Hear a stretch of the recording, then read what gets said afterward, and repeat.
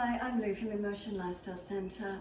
We're going to look at some postures rehabilitating around for lower back issues, injuries, tightnesses and restrictions that you may have.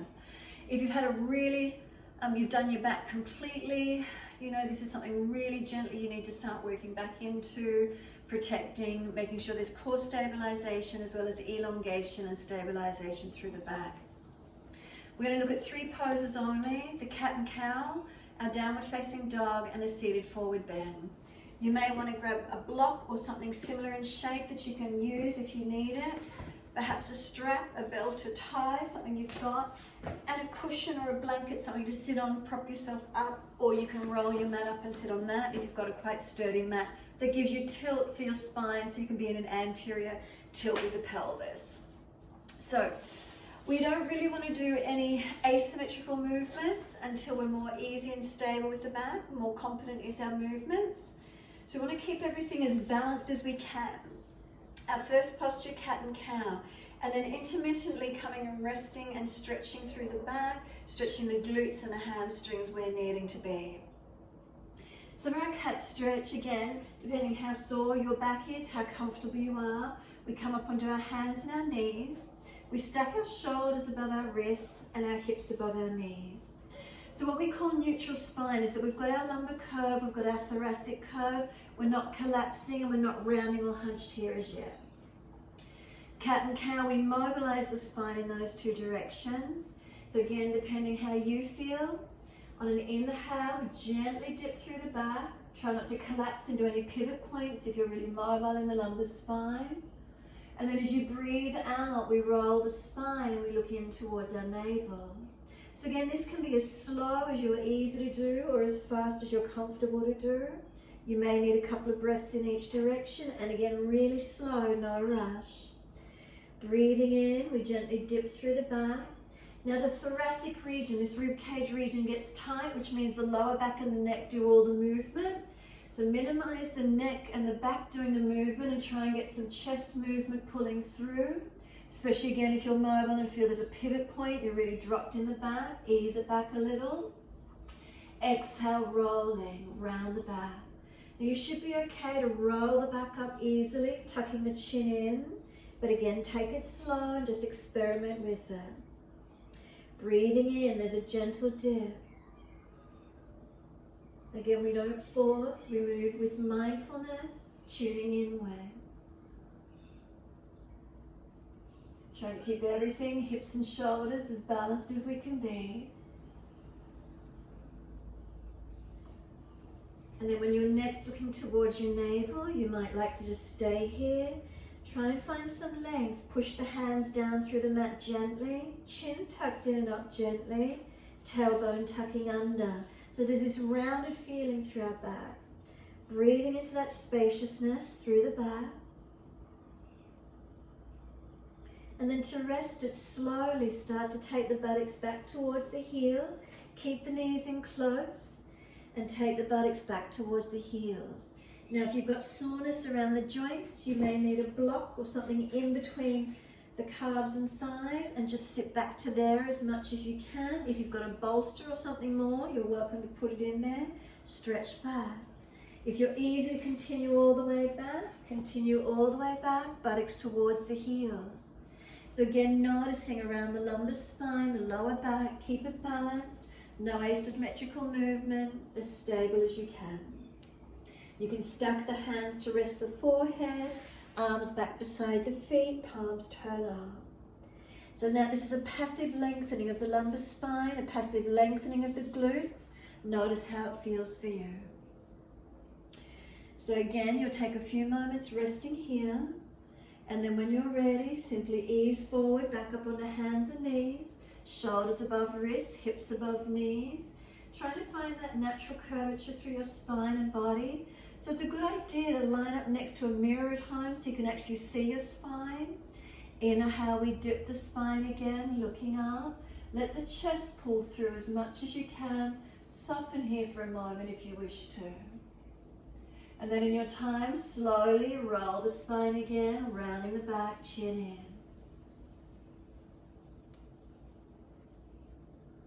So again, as slow or as fast as you're able to do. depending the degree of injury, how tight, how sore you are. Can you be mindful of what parts of the spine are actually moving for you?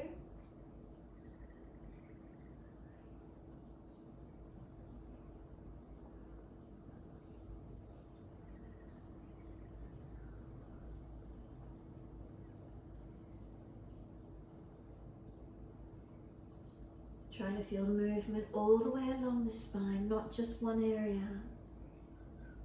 And again, when you're ready, you just slowly take the buttocks back towards the heels. If we keep the knees in close and together, you'll feel the spine in more a rounded position, a flexion position. Again, if you need more support, you might want to be higher. Take it to where you can. This passive lengthening of lower back and glutes. And if the muscles have been spasming along the spine, they've been gripping due to an injury, you just want to be really gentle, stretching back where you can.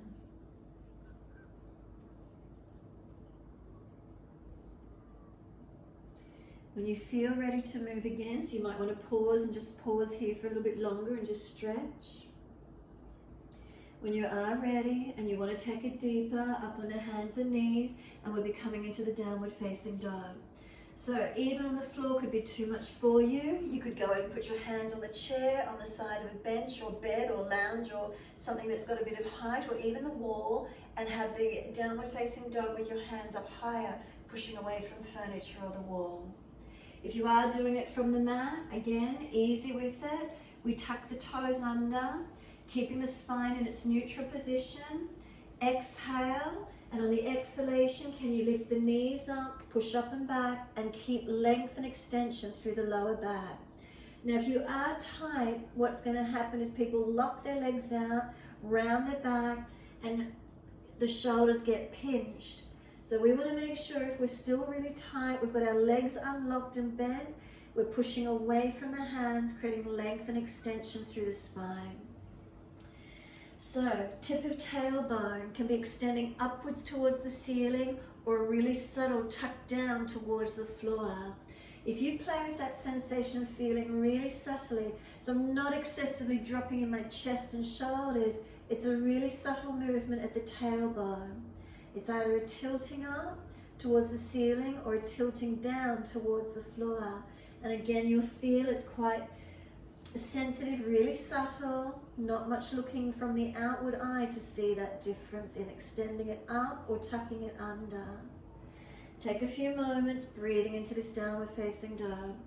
Again, depending how severe and how sore your back is, if you've got more awakening and opening, less stress in the back, you might want to paddle the feet up and down, walking on the spot. You could also swing the hips side to side, but again, that's a little bit of sidewards movement, so that might not be right for your back. Careful with it where you need to be. Otherwise, just keep it steady and long. And again, once you've had enough, slowly, at the same time, knees touching the mat, use the upper body strength to ease you down. You can dip the spine gently again. And then when you're ready, a gentle push back, buttocks towards the heels. Again, keeping everything tracked. Notice if there's tightness around one hip or glute and it skews you off to a side. So really noticing tension patterns, surrender into where you can. So at any time you can come up and down through the down dog, through the child pose, to hands and knees through cat and cow, and mobilizing through as much as you want to. And then when you're ready, again, pending how sore that back is, hands beside the knees, using the assistance to roll up slowly. So the hands press down, the shins press down, chin stays tucked in, and it's a really nice slow roll up through your back body, protecting it all the way. The head will come up last. So then noticing, is there any tension? After just doing those few easy stretches, remember being easy with your body, with your back. Notice if there's anything twingy, gripping, not comfortable. If that's happening, if the body's spasming, enough, they've done enough. If there's openness and there's length there, then continue. So seated forward bends or seated upright. We're going to use a blanket, a towel, a cushion, and again, just transition to be seated best way you can, as slow as you need to, pending your back. So, folded blanket is what I'm using. It gives me enough tilt. We come through to sit, legs out long. Now, if you come to sit and legs come out long and already your back is rolling away, your hamstrings are tight, it's pulling the buttocks under and it's pulling the tension into that lumbar spine. We need to bend the legs up, and can we sit up still and tall with legs bent or legs straight, lumbar extension. You may need more height, so you may need to fold over again. You may need more. Keep tilting up until you can be upright, keeping the spine extending. So again, legs bending up helps, rolling up and sitting up on higher equipment helps.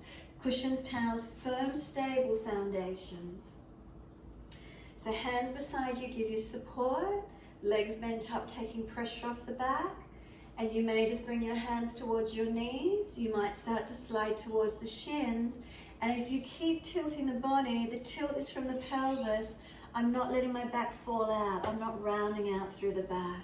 I'm tilting at the pelvis, and I'm wanting to create length through my back body. So this is where a strap also comes in handy. Around the feet, wrap the strap around the hands, wrists, and then just use that as a little bit of resistance. Shoulders relax, taking pressure off the back. Again, bending up and maybe the tilting forward.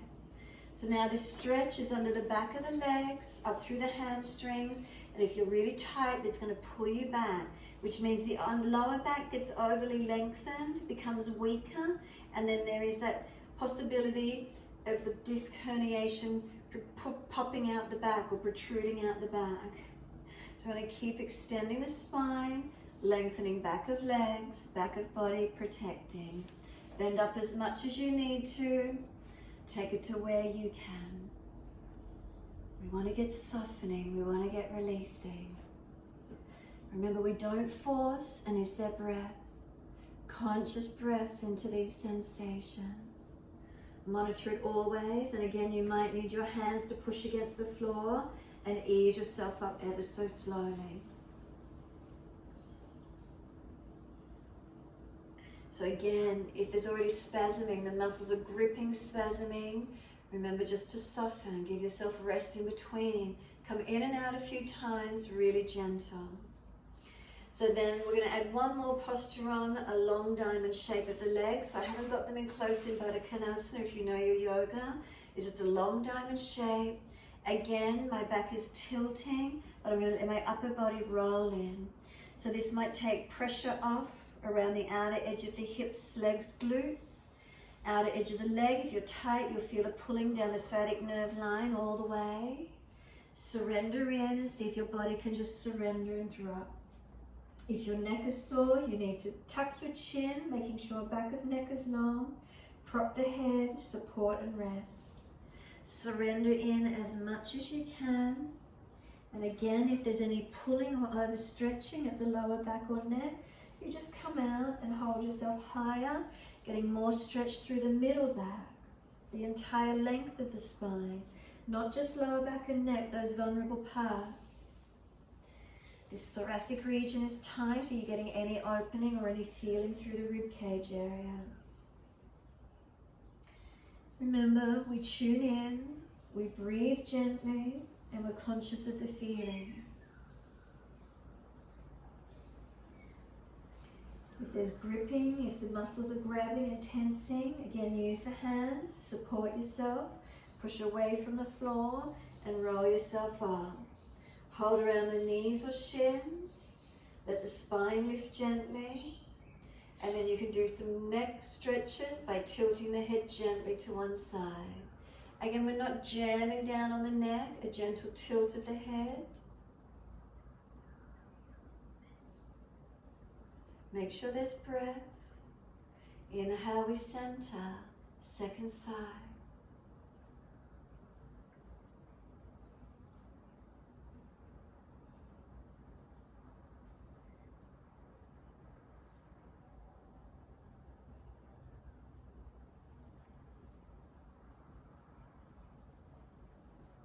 And just gently keep tilting the head side to side in your time.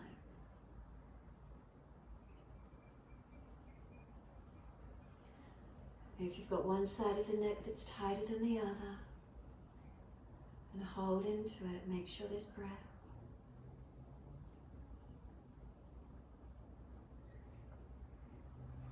Come back to center. Now again, depending how your back feels, maybe the hand's going to come around to the right, lengthening on inhale, rotating on exhale. We want to feel the back, the belly, the chest, the shoulder rotating. Now this might not be suitable if you've had a really sore lower back. The twisting is possibly not right for you. We don't want any compression of the disc. So only if you're more able, a little bit of a rotation. Face forward, body centers, second side. So again, it might not be much movement. Maybe it's more just the chest, the shoulder, the upper body. Just moving slowly and gently. Perhaps there's a little bit more rotation available. But again, we don't want to be falling out through the back. Lengthening and opening.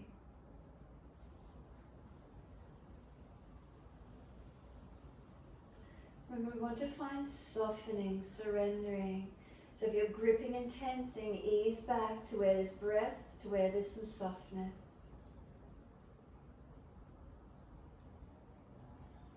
Inhale, centering, and again you can take that to each side if you wish to.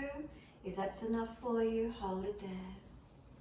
So remember, anytime you're moving, being gentle, transitioning, being gentle, really careful with our backs, especially these lower backs and necks, which are more vulnerable. Take care and look after that back. And thank you. Namaste.